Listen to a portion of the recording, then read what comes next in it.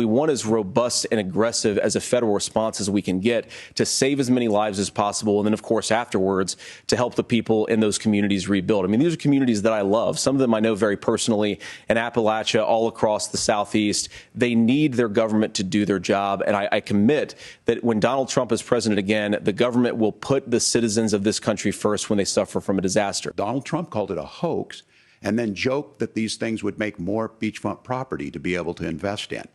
What we've seen out of the Harris administration now, the Biden-Harris administration, is we've seen this investment.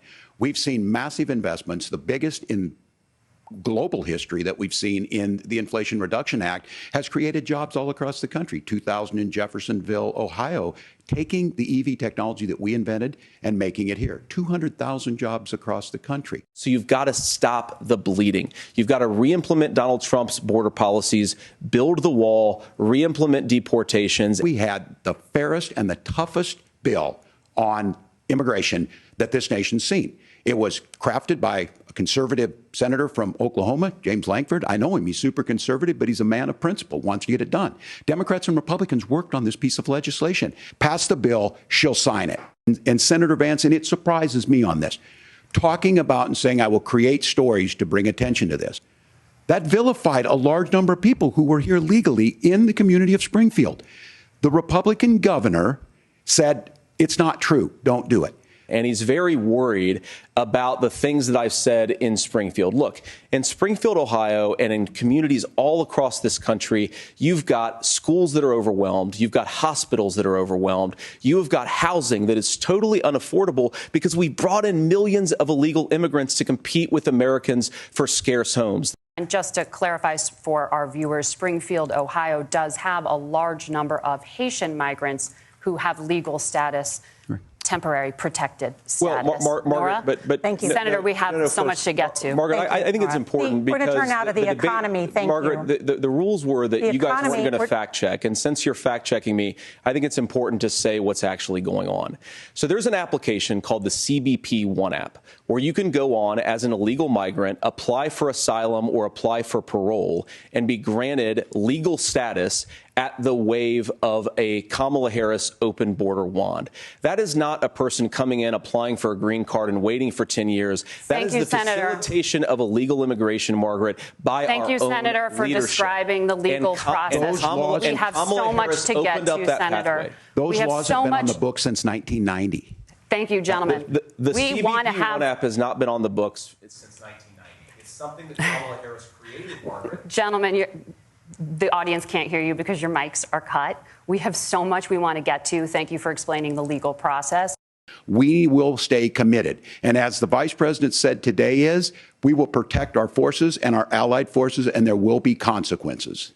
It is up to Israel what they think they need to do to keep their country safe, and we should support our allies wherever they are when they're fighting the bad guys. Let voters make these decisions. Let the individual states make their abortion policy. And I think that's what makes the most sense in a very big, a very diverse, and let's be honest, sometimes a very, very messy and divided country. Just mind your own business on this. Things worked best when Roe versus Wade was in place. I want us as a Republican Party to be pro-family in the fullest sense of the word. I want us to support fertility treatments. I want us to make it easier for moms to afford to have babies. We have to increase security in our schools. We have to make the doors lock better. We have to make the doors stronger. We've got to make the windows stronger. And of course, we've got to increase school resource officers, because the idea that we can magically wave a wand and take guns out of the hands of bad guys, it just doesn't fit with recent experience. So we've got to make our schools safer. There are reasonable things that we can do to make a difference. It's not infringing on your Second Amendment. And the idea to have some of these weapons out there, it just doesn't make any sense. The question was, can you explain the discrepancy? All I said on this was I got there that summer and misspoke on this. So I will just, that's what I've said. So I was in Hong Kong and China during the democracy protests went in. And from that, I learned a lot of what needed to be in governance. I was wrong about Donald Trump. I was wrong, first of all, because I believed some of the media stories that turned out to be dishonest fabrications of his record.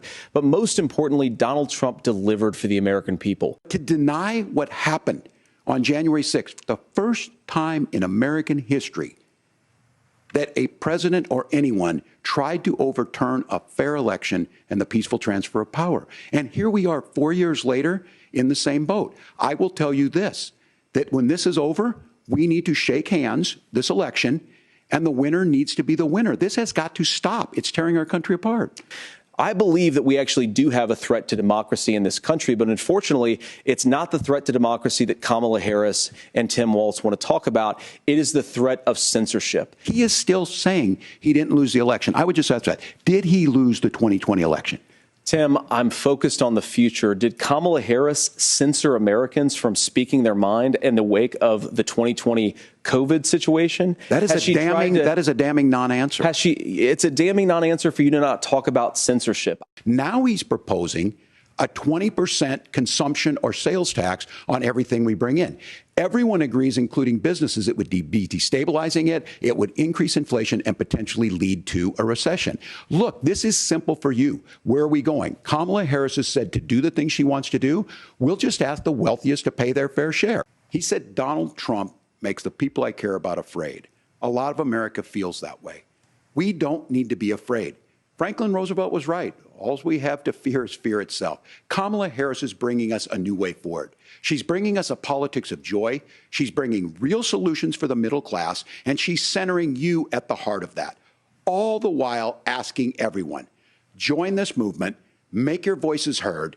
Let's look for a new day where everybody gets that opportunity and everybody gets a chance to thrive. I believe that whether you're rich or poor, you ought to be able to afford a nice meal for your family. That's gotten harder because of Kamala Harris's policies.